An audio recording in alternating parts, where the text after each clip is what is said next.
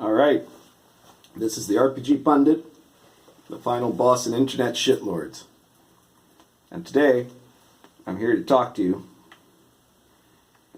about how your favorite D&D race sucks, unless it's humans. Now, used to be, you had your 4 basic D&D races, right? Humans, elves, dwarves, and halflings. And then other stuff got added on, optional races and what have you. Today, you look at some of these groups on Twitter or on Tumblr, and it's like, not only is there not a human in the whole bunch, but there's not an elf or a dwarf or a halfling in the whole bunch. You've got all this other nonsense. So, what's the problem with it? Well, I'm going to tell you, it's not just about personal preference. I'll admit that there's an element of personal preference in it. But here's the thing. When I was younger, when I started, now you got to understand I was like in middle school when I started, I really liked to play elves. I wanted to be an elf. You can call me the king of the fairies. I don't know why, but I thought they were cool. I guess I just read Tolkien, and I thought elves were awesome, and they had the best magic, and you could be, we were playing Red Box D&D, so an elf was like half fighter and half wizard. How was that not awesome, right?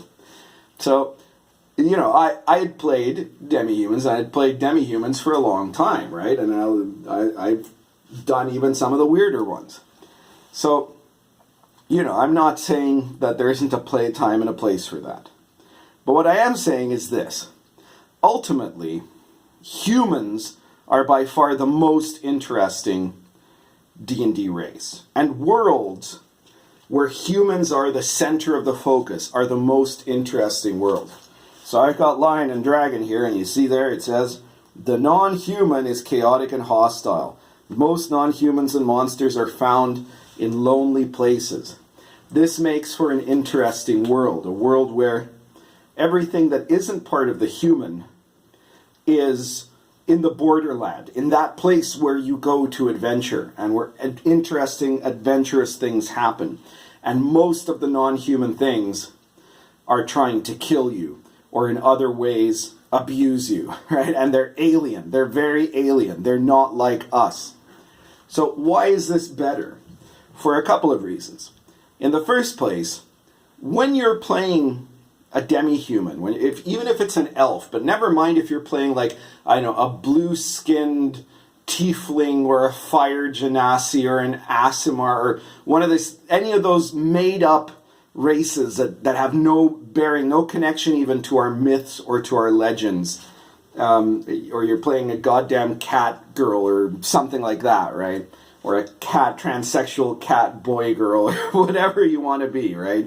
And all of those non-human races, you're doing one of two things.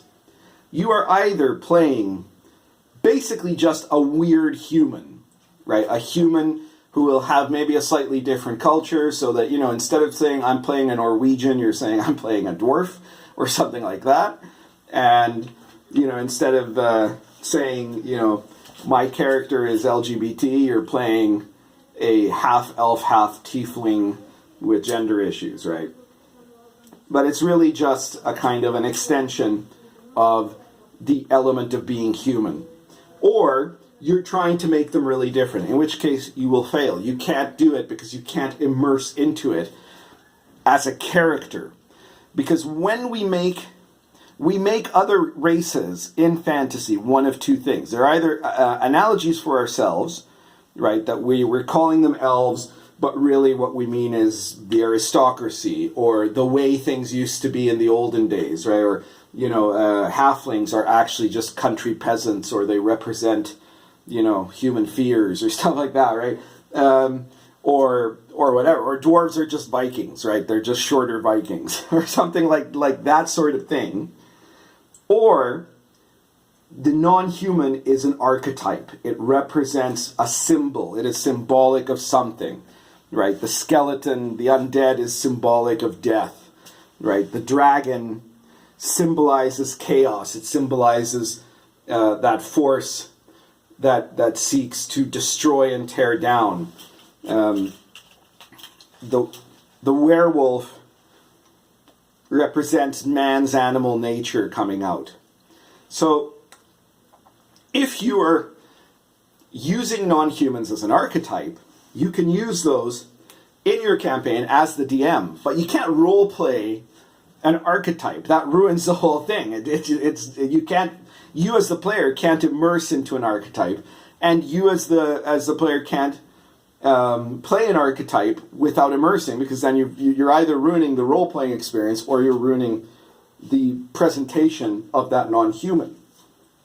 Now, if non-humans are presented as just really basically like us, but with a slightly different culture, or slightly different behaviors, or just different appearance, then at that point, you're really just using a shallow and superficial way of saying my character is different, that downplays the more important parts of how a character could be different. So what happens if all your characters are humans? This is the thing. When you've got a campaign where you have to be a human, then you have to have things that set you apart as a human. And suddenly it's not about, well, I've got pointy ears, or my skin is blue, or I have a tail or little horns, or I've been really badly drawn in a Tumblr illustration.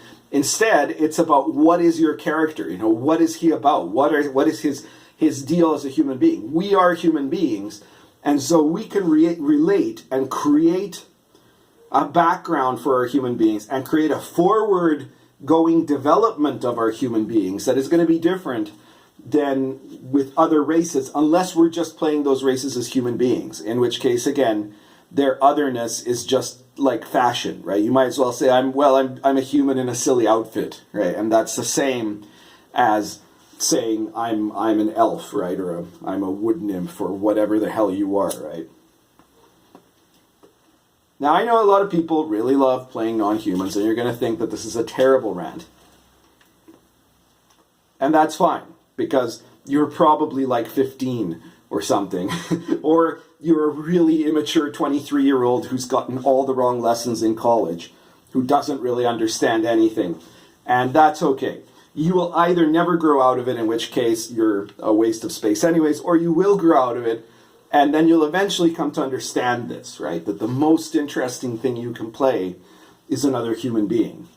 And you may eventually, as a DM, think about, well, what if I do a campaign where the only race is human? What happens then? How do the players become interesting? How does the world become interesting? How do the nations become interesting? It really forces you to treat the living world in a very different way than if you're relying on kind of the cheap tricks of, well, they're not humans, they have little ridges on their forehead, or that sort of thing. It makes it into a different kind of fantasy. That's everything for today. Be sure to subscribe to this channel if you haven't already. Be sure to share this video. And if you want to support us, then go over to the Inappropriate Characters Patreon and patronize my show, Inappropriate Characters. Or if you, for some reason, only want to support me, you can always find my PayPal button over on my blog, which will also be linked in the description. And if you don't want to or can't afford to support any of these ventures, then just share the video, because the best thing we can get for support right now is increased presence. Show your friends. Get them to debate about this. Discuss. Is the pundit right? Are humans really the best race for D&D? Do all the other D&D races suck? Is there a counter argument to be offered? I would love to hear it, because here we believe in debate and free speech. So please share it all over the place. There'll be a new Inappropriate Characters episode coming out probably around very, very early next month.